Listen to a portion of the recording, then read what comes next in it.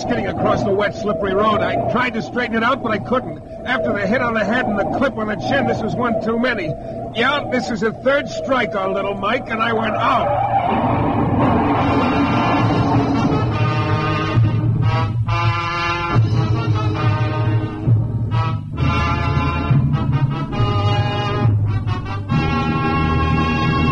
New Adventures of Michael Shayne, Private Detective, starring Jeff Chandler.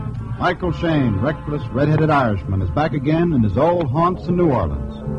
This is your director, Bill Russo, inviting you to listen to another transcribed episode, which we call The Case of the Borrowed Heirloom.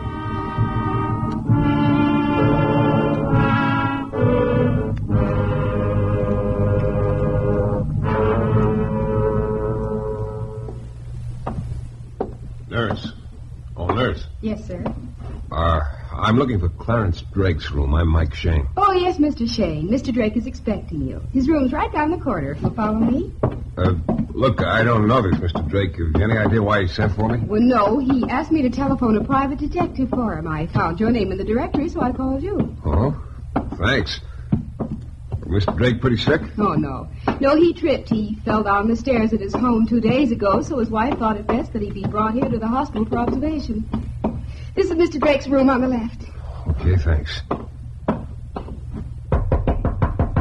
Come in. Mr. Clarence Drake? Yes, indeed. You're Michael Shayne? Yeah, that's right. Good. You got here very promptly, Mr. Shayne. Yeah. You mind if I smoke? Well, not at all. Nice lighter. Oh, thanks. Mr. Shayne, I want you to run an errand for me. A very important errand. Oh? Yes. Pull open the drawer on that bed table, please. Okay. You see those keys? Mm-hmm. The big one fits a strong box which is built into the floor under my bed at home. Strong box? Yes. Now, I've written the address on this piece of paper. It's out in the country ways, huh? I want you to go out there right away. Tell my wife I sent you. Have her show to my bedroom, and then... But first, be sure you're alone in my room. Alone? Oh, now, look, what's this all about? Let me finish, Mr. Shayne. Go ahead. Now, unlock the strong box. In it, you'll find a large black leather jewel case. Bring the case back to me. What's in the leather case, Mr. Drake? Shh. Huh? Not so loud. Well, now, look, what's all this hocus-pocus routine about? What's in the leather case? Mr. Shayne, please, not so loud. I can't take any chances. Oh, now, look, if you're going to hire me, you better tell me what's in this mystery satchel I'm going to be lugging around. All right. But first, are you sure we're alone here? Alone? Look, you don't see anyone else wandering around the room, do you? Nevertheless, I must be sure. Look out in the hall. Now, look, there's no one here. Please do as I say, Mr. Shayne. Okay. There, you satisfied now? Yes. Okay, what's in the leather case, Mr. Drake? Lean over my bed. Oh, for crying out loud. Okay. Now, what's in the leather case? Nothing. What? It's empty, Mr. Shayne. It's empty. In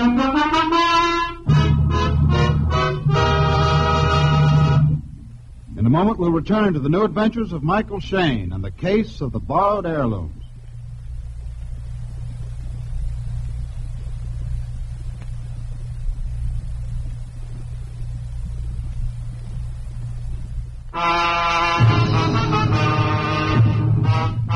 Well, just about the time I figure I'm through being surprised at anything, I get a surprise. Like 60-year-old Clarence Drake telling me the jewel case he was sending me out to his house to get was empty. I was to bring it back to his hospital room and report everything that happened. Well, the whole deal sounded a little phony, but at least it was a deal, which was more than I'd had all week. So, an hour later, about 8 p.m., I was pushing the doorbell at the address Drake gave me. A gloomy old two-story house in the country. After a while, a woman opened the door. She was about 55, I guess, and her face was just as gloomy and forbidding as the house. Yes? Mrs. Drake? No. Mrs. Lesperance, the housekeeper. Oh, well, look, I'm Mike Shane. Mr. Drake sent me out here. Why? To get something of his and take it to him, okay? What is it? Well, now, look, if it's all the same to you, I'll talk to Mr. Drake's wife. Come in. Pleasant woman. I followed her down the hall, and then she motioned me into a room on the right. I went in and waited. Like the rest of the house, this room looked tired and depressed. I stood looking out the window for a few minutes, and then I could feel someone staring at me. I turned around. There, standing in the doorway, was a woman about 30. Beautiful in an insolent sort of way. Hello. Yeah. Hello. I'm Lydia Drake. Oh? Mrs. Clarence Drake. You mean you're Mr. Drake's wife? What else? Well, go ahead. Say it. Say what?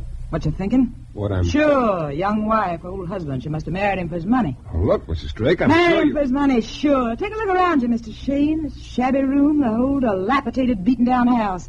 Doesn't it look like we're just busting out all over with money, doesn't it? Look, Mrs. Drake, I was surprised that you were so young. That's all. As for why you married Mr. Drake, I'm sure that's none of my business. At any rate, I hadn't thought much about it one way or the other. I know, I'm sorry. I'm out of hearing people talk about me. Watching the expression in their eyes when they look at me. I can't understand someone marrying a man like Mr. Drake because he was kind to her when she was his secretary. Because she was lonely. Oh, what does it matter? Why am I blitting it all out to you? I don't know. You, used to work for Mr. Drake, huh? Yes, he retired 2 years ago. We were married shortly after that. I see. Oh, cigarette? Thanks. Thought I had a lighter here somewhere. Lydia! Oh, Lydia! In here, George.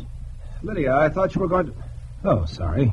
Didn't know you had company. This is Mr. Shane, George. Hello. Let me give you a light, Lydia. Thanks. George Hanna's Mr. Shane. He rents a room here. Oh, how are you? Have to make ends meet some way. You see, Shane, I'm the chief source of income for Mr. and Mrs. Drake. And in return, they give me a fairly decent room and the attic, which I've made over into a study. George, I'm sure Mr. Shane isn't interested. Why, don't be too sure, Lydia. After all, most people are interested in the fact that I'm writing a book. Oh? As a matter of fact, some people seem to be extremely interested. Your very charming housekeeper, Mrs. Lesperance. You know how I feel about Mrs. Lesperance, George. I believe I heard my name mentioned. Does somebody want me? My dear Mrs. Lesperance, I'm quite certain nobody wants you. George. Your humor matches the rest of your personality completely, Mr. Hanna. That's enough, Mrs. Lesperance. I'm sure Mr. Shane has better things to do than listen to this. Well, as a matter of fact, Incidentally, Mr. Shane, I'm still not quite clear as to what you want. I think Mrs. Lesperance said, Clarence, my husband sent you. Yeah. He wanted me to get something out of his room and take it to him at the hospital. Oh, what was it? Why, leather case. A leather case. I see. So if you'll show me to his room, Mr. Drake's room's at the head of the stairs, Mr. Shane. Go right on up.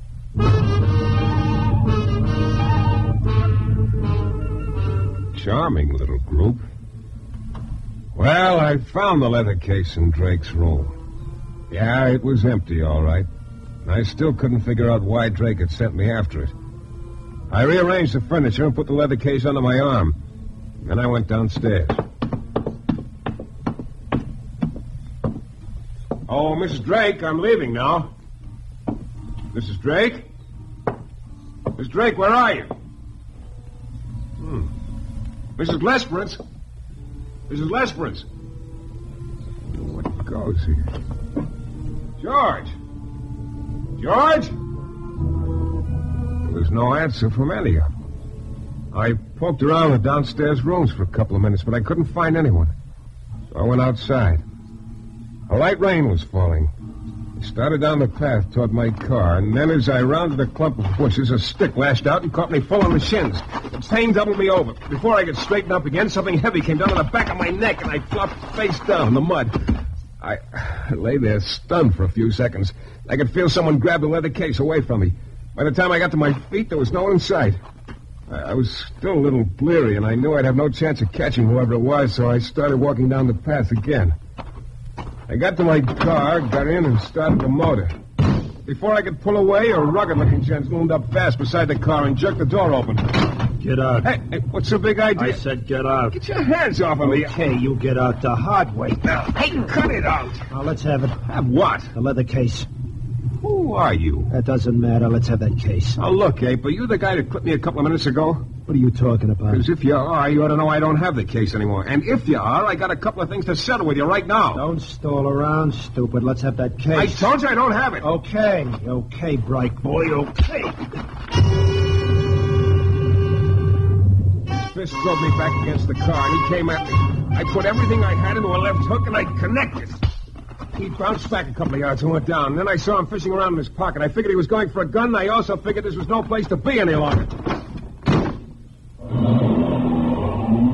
I dug out fast, and I didn't look back. I was on a side road leading to the highway. I made a sharp turn, and then I eased up a little. And then out of nowhere rode a dark sedan. It came at my car fast. And before I knew what was happening, the sedan sideswiped me. My car started skidding across a wet, slippery road. I tried to straighten it out, but I couldn't. I spotted a tree by the side of the road. My car was headed straight for it. I twisted the steering wheel again. No use. The side of my car crashed into the tree and bounced back. Snapped my head like a whip. Waves of blackness started flooding over me. I tried to fight them back. But after the hit on their head and the clip on the chin, this one was one too many. Yeah, this was the third strike on little Mike. And I went out.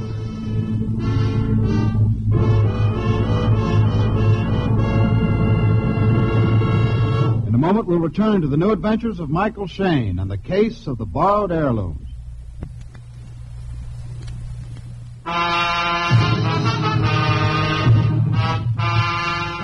It all started when old Clarence Drake, who was recuperating in the hospital from a fall, hired me to go to his house in the country and bring back an empty leather jewel case. I went out there and met his wife, Lydia, the housekeeper, Mrs. Lesperance, and a guy named George Hanners. Well, I got the empty jewel case out of Drake's bedroom, came downstairs and found the house empty. So I started down the path toward my car. Then a number of things started happening to me, all of them bad. 1, I was rabbit-punched and the leather case was lifted from me. 2, I tangled with a muscle man near my car. And 3, I got away from him only to have a dark sedan sideswipe my car and send it into a tree. When I came to, I managed to get the car started. Drove to the hospital and went up to Clarence Drake's room. Well, Mr. Shayne, back already? Back already, Mr. Drake. You found my house all right? I found your house all right. Well, did anything happen? Did anything happen? Did anything happen, you ask? Why, you lunatic, I'll tell you what happened. I got hit on the shins. I got hit on the back of my head. I got hit on the jaw. Someone ran my car into a tree and knocked me out. And you ask me if anything happened. Oh, that happened to you? Good. Good. Now, look, It proves I was right. Well, now, isn't that real nice to know? Right about what? Someone is trying to get my jewels, Mr. Shayne. Oh, no, wait a minute. Wait a minute. You mean you were just using me as bait? Well, Oh, now I've seen everything. Of all the... Mr. Shayne, please don't be angry. Oh, no. I should be delirious with joy, I suppose. I should be happy for these lumps on my head and my shins. I'm sorry about that, Mr. Shayne. I really am. I didn't intend you should get hurt. Oh, but it won't happen again, believe me. But, Mr. Shayne, you gotta help me. Help you? No, Drake, you're gonna help me. Help you? Yeah, by never coming near me again. No, please, Mr. Shayne, let me tell you about it. About myself. Okay, tell me your story, but I'm warning you it's not going to do you any good. Mr. Shayne, I was married once before. My first wife passed away 3 years ago. And, well, I don't like to speak ill of the departed, but the plain fact is, she ruined me financially. How do you mean? She kept after me to buy jewelry for her, Mr. Shayne. Was an obsession with her. She used to say she wanted them for heirlooms. Yeah? She was always insisting I take her to jewelry stores and buy things for her. I did. Took all my money. After she died, I realized I was practically penniless. I've had a very hard time managing ever since. Well, I'm sorry to hear that, Mr. Drake. Doesn't sound like such a problem to me. You've still got the jewelry, haven't you? Yes. It's hidden in my bedroom at home. Well, why did you sell the jewelry? I suppose I could do that, but I'd rather starve first. What? Yes. Sounds insane to you, doesn't it? Yeah, a little. I know. I couldn't really expect anyone to understand it. But, well, my first wife wanted that jewelry to be kept as heirlooms, Mr. Shane, and so as badly as I need the money, I'd never sell the jewelry. Never. Because if that's what she wanted, well, that's what I want, too. Even though she ruined me, I loved her, Mr. Shane. Yeah, I guess you did. So, won't you please help me? Okay. Okay, I'll help you, Mr. Drake.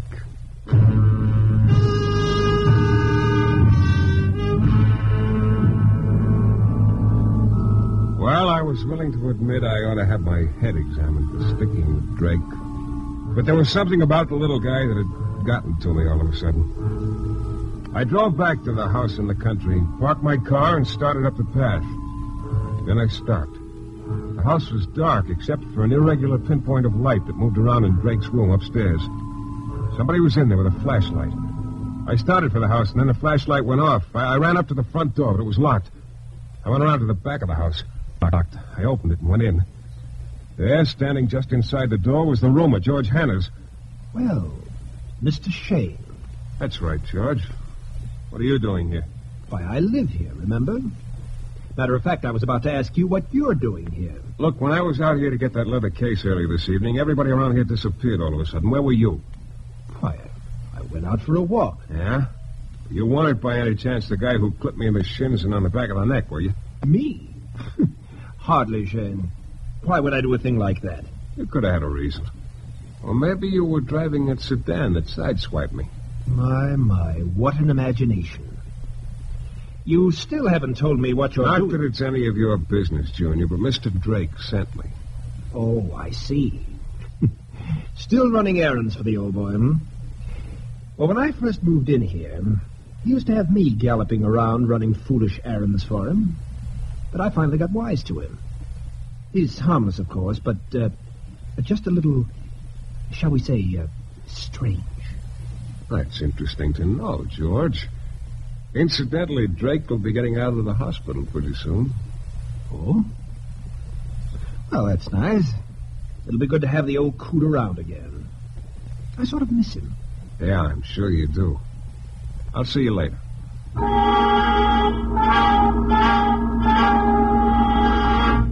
I left George standing in the back hall and went toward the living room. There was a light on now, and Mrs. Drake was standing on the stairs. You're back again, Mr. Shane. I'm back again, Mrs. Drake. What do you want this time? I'm not sure yet. That's supposed to be a joke? No, it isn't. Mr. Drake wanted me to just sort of look around a little. I see. Incidentally, I didn't know until a little while ago that Mr. Drake had been married before. Yes. You knew his first wife?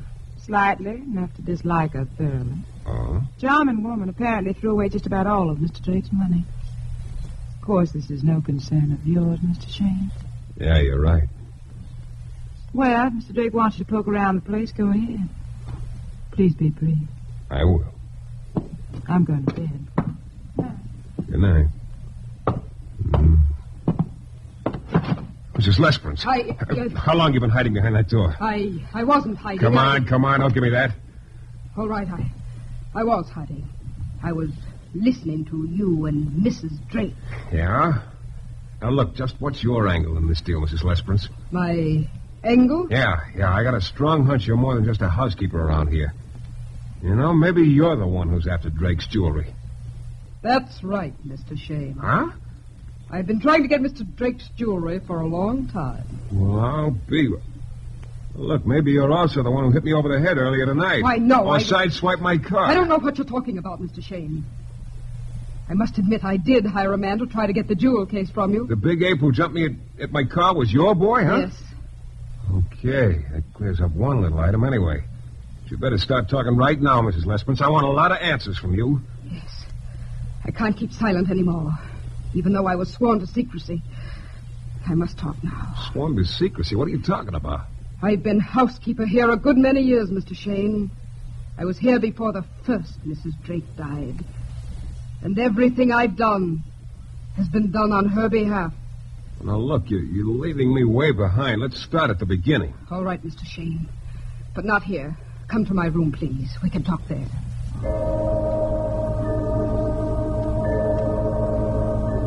I followed her to her room at the back of the house, and we had a little talk. It was a short talk, but very interesting. Afterward, I walked out the front door, slipped the night latch, and slammed the door behind me.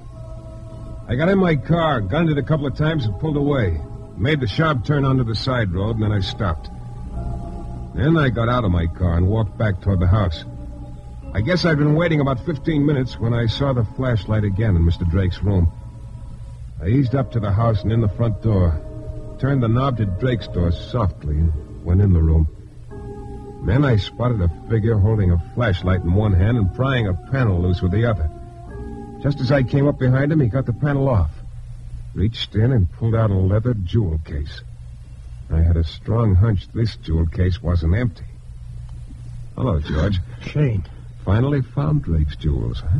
How did you... So the old boy was off his trolley, huh? Maybe so, but not the way you think. Shane, maybe we can... Make a deal? I don't think so. Particularly after the way you rabbit-punched me earlier tonight. Now let's have the jewels. No. I said let's have them. I'll take the jewels, Mr. Shane. Well, Mrs. Drake. Yes. Lydia, thank heaven you... Shut up, George. Now, neither of you is to move. I've called the police. The police? Lydia, are you out of your mind? Of course not. It's very simple. I caught the two of you trying to rob the house. I'm turning you over to the police. Pretty neat. Lydia, if this is your idea of a joke... I think the lady means it, George. Why, you double-crossing... Get back, Now, look, George. Mrs. Drake, you... You too, Mr. Shane. Yes, I'm turning you both over to the police, and I think I can make the case stick. I'm certain they'll believe me when I say I caught you both red-handed. Lydia, Until the police get here, let me assure you this gun's loaded. I won't hesitate to use it, if necessary, on either or both of you.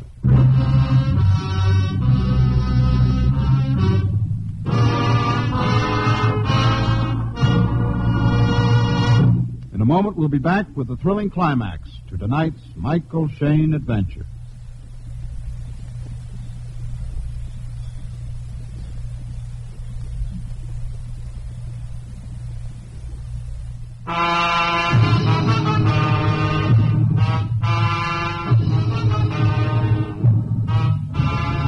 Well, there I stood with Mrs. Drake pointing a gun at me and at George, who was pretty obviously her ex-boyfriend right now. Lydia, you will... I said shut up, Are George. you by any chance the one who sideswiped my car earlier, Mrs. Drake?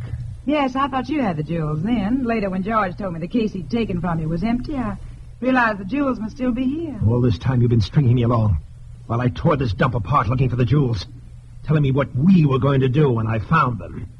And all the while you were planning to double-cross me. Well, you won't get away with this. Oh, you're wrong, George. I will get away with it, because I've been smart. I wouldn't be too sure of that, Mrs. Drake. Well, I am sure. Why do you think I married Clarence? Why do you think I stuck with him these 2 years? Because I knew he had the jewels and had them hidden somewhere. I knew I'd find them someday and get out of here. See, gentlemen, it's all very legal this way. I'm Clarence's wife, you know. I have a right to the jewels, even though he never wanted me to find them. Now they're mine, and it's all very smart and very legal. What do you mean? What you're getting is nothing, Mrs. Drake. Mr. Shane, don't try to tell me the jewels aren't genuine. Oh, they're genuine, all right. Take a look at them. Go ahead. They're beautiful. Yeah, and genuine. So genuine, they've still got the price tags on them. Price tag? Shane, I don't get it. Oh, it's really pretty simple. Drake told me his first wife spent all his money buying jewelry. It was really the other way around, you see. She spent all her money paying off for Drake to keep him out of trouble and out of jail. Out of jail? What are you trying to say? Drake is a kleptomaniac. A what? Yeah, he lifted all those jewels from various stores without their permission. That's a lie. Oh, no, it isn't. I got the whole story from Mrs. Lesperance just a few minutes ago. Drake's first wife asked her just before she died to find the jewels and return them. I guess she figured that way Drake's name would be cleared and she could rest easier. But what you say is true, and These are stolen jewels, and they... Then they're going back to their rightful owners, and I'll take care of that. No, you won't, Mr. Shane. Drake! Clarence. Stop that gun, idiot. Stop it. Now give me the jewels. There. You know, Drake, up until I got the truth from Mrs. Lesperance, I was feeling sorry for you. The noble gent who'd starve rather than sell his wife's heirlooms. So all this time it's been you and George, Lydia. You and George after my jewels. Clarence, well, what are you... Drake, don't do that. You and George, Lydia, after my jewels. Put down that gun, Drake. Get back, Shane. Get back. I lunged at him. Just as he pulled the trigger, my hand hit his arm. The slug whistled under my nose and into the wall. Then I twisted the gun away from him hard, and he just sort of collapsed after that. Well, the cops arrived about then. Took over. The cops, incidentally, that Lydia had called earlier. Very obliging of her, she discovered. And that's just about that. Except I got back my cigarette lighter that Drake had lifted from me. And now I'm waiting for the reward, though, on the jewelry. At least it'll be enough to have my car repaired. The next time anybody asks me to go get an empty jewel case for them, or any other fool thing like that, I'll probably do it.